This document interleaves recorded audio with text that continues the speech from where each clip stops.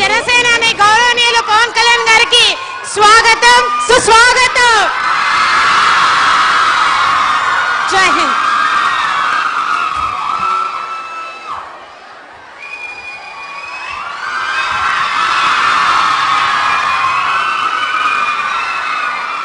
ఇక్కడికి వచ్చిన